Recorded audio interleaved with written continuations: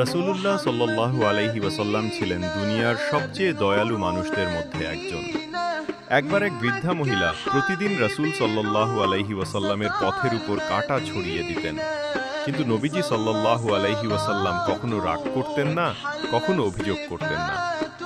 একদিন তিনি দেখলেন পথ পরিষ্কার, কোনো কাঁটা নেই। নবীজি সাল্লাল্লাহু আলাইহি ওয়াসাল্লাম খোঁজ নিলেন, জানতে পারলেন যে বৃদ্ধা অসুস্থ হয়ে পড়েছেন। তখন তিনি নিজে তার ঘরে গিয়ে তাকে দেখতে গেলেন।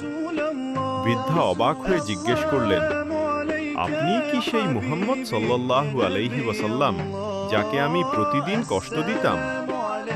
নবীজি সাল্লাল্লাহু আলাইহি ওয়াসাল্লাম হাসি মুখে বললেন, হ্যাঁ, আমি তোমার খবর নিতে এসেছি।